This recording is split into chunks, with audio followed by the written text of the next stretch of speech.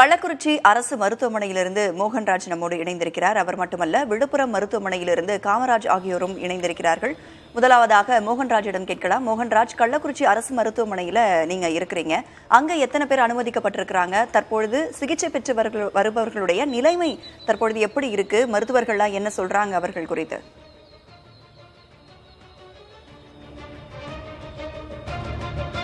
ராதா, கள்ளக்குறிச்சியில் ஏற்பட்டிருக்கக்கூடிய இந்த விஷசாராய உயிரிழப்புகள் அடுத்தடுத்து அதிகரித்த வண்ணமே இருக்கிறது. இப்போ வரைக்கும் பார்த்தோம் அப்படின்னாக்கா 29 பேர் இந்த விவகாரத்தில் உயிரிழந்திருக்கிறாங்க.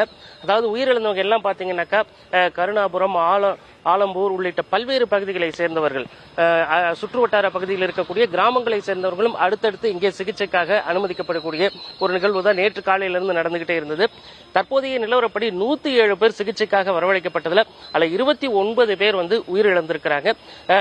இங்கே சிகிச்சைக்காக கள்ளக்குறிச்சி அரசு மருத்துவக் கல்லூரி மருத்துவமனைக்கு கொண்டு வரப்படுபவர்கள் அவர்களுடைய உடல்நிலை உபாதைகள் அவர்களுக்கு எந்த அளவுக்கு பாதிப்பு ஏற்பட்டிருக்கு என்பதை உடனடியாக இங்கே பரிசோதனை செய்த பிறகு மேல் சிகிச்சைக்காக புதுச்சேரியில் இருக்கக்கூடிய ஜிப்மர் மற்றும் சேலம் அரசு மருத்துவமனைக்கு அனுப்பி வச்ச உடனே இருக்காங்க. தற்போதைய நிலவரப்படி கள்ளக்குறிச்சி அரசு மருத்துவக் கல்லூரி மருத்துவமனையில் 20 பேர் தொடர்ந்து சிகிச்சையில் இருக்கிறாங்க.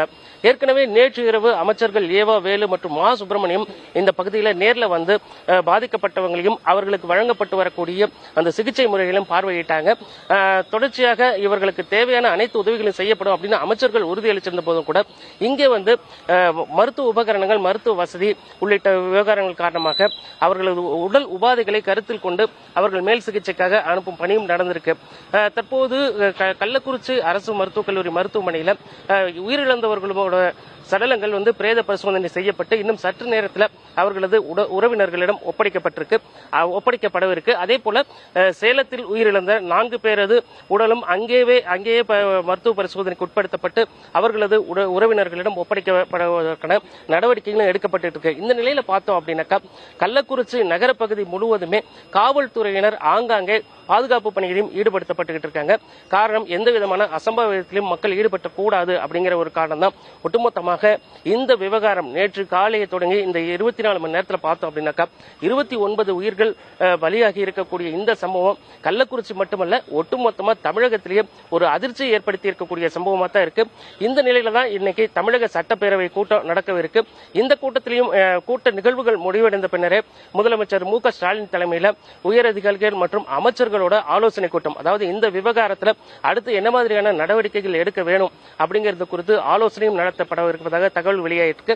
அந்த ஆலோசனை கூட்டத்தில் உயிரிழந்தவர்களின் குடும்பத்தினருக்கு நிவாரணம் வழங்குவதற்கான அறிவிப்பும் வெளியாகும் அப்படின்னு எதிர்பார்க்கப்படுகிறது.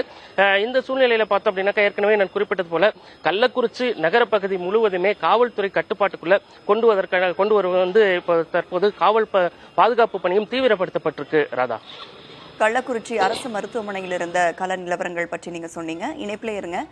மோகன்ராஜை தொடர்ந்து விழுப்புரம் மருத்துவமனையில் காமராஜும் நம்மோடு இணைந்திருக்கிறார். அவரிடம் கேட்கலாம்.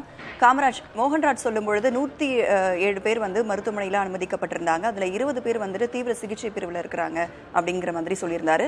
இப்போ நீங்க விழுப்புரம் மருத்துவமனையில் இருக்கீங்க. அங்க போதிய வசதிகள்லாம் செய்யப்பட்டிருக்கா? என்னென்ன ஏற்பாடுகள்லாம் பண்ணியிருக்கிறாங்க? மேல் சிகிச்சைக்காக வேறு ஏதேனும் மருத்துவமனைக்கு கொண்டு செல்ல திட்டமிடப்பட்டிருக்கா? என்ன நிலவரம்? எத்தனை பேர் அட்மிட் ஆயிருக்கிறாங்க? அவங்களுடைய உடல்நலம் குறித்து சொல்லுங்க.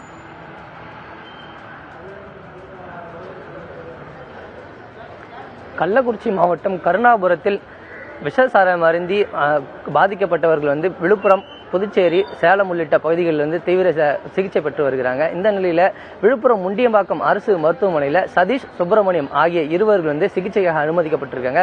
இவர்கள் அருந்திய சாராயம் மெத்தனால் கலந்த சாராயம் என்பதால் அவர்களுக்கு உடல் உபாதை ஏற்படும் என்பதால தீவிர சிகிச்சை பிரிவில் அவர்களுக்கு தீவிரமான சிகிச்சை அளிக்கப்பட்டு இருக்குது.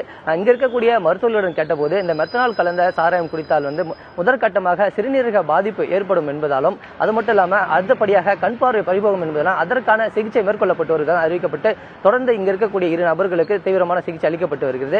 அது மட்டும் இல்லாம இறந்த பிரவீன், சதீஷ், பிரவீன் மற்றும் உள்ளிட்ட 4 பேர் இறந்தவர்களுடைய உடல்கள் முண்டியம்பாக்கம் அரசு மருத்துவமனைக்கு கொண்டு வரப்பட்டு இரவே உடல் பிரேத பரிசோதனை செய்யப்பட்டு உடனடியாக ஒருவரிடம் ஒப்படைக்கப்பட்டு அவர்கள் சொந்த ஊருக்கு கொண்டு செல்லப்பட்டிருக்கு. இங்க இப்ப தற்போது வரை பாத்தீங்கன்னா விழுப்புரம் முண்டியம்பாக்கம் அரசு மருத்துவமனையில் மட்டும் 2 மட்டுமே சிகிச்சை அளிக்கப்பட்டு வருகிறது.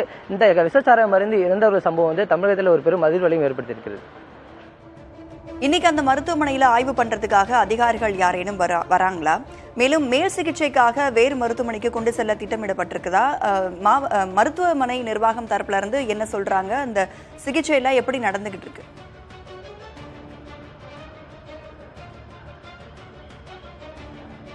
அதாவது கள்ளக்குறிச்சி மாவட்டத்தில் வந்து இந்த விஷசாரம் மறைந்தவர்கள் வந்து 100க்கும் மேற்பட்டவர் வந்து விழுப்புரம் அந்த புதுச்சேரி ஜிப்மர் மருத்துவமனை சிகிச்சை பெற்று வரக்கூடிய நிலையில் விழுப்புரத்தில் இருக்கக்கூடிய மருத்துவமனையில் அதாவது அதிகப்படியான உடல் பாதிப்புகள் இல்லாத நபர்கள் மட்டுமே இங்கே சிகிச்சை பெறுவதற்கான நடவடிக்கை மேற்கொள்ளப்பட்டு இருக்குது. அது மட்டும் இல்லாமல் அதிகப்படியான உடல் பாதிப்புகள் ஏற்பட்டிருந்தால் அவர்கள் உடனடியாக முண்டியம்பாக்கம் அழைத்து வரப்படாமல் ஜிப்மர் மருத்துவமனைக்கு கொண்டு செல்வதற்கு வாய்மொழி உத்தரவு விடப்பட்டிருக்கு.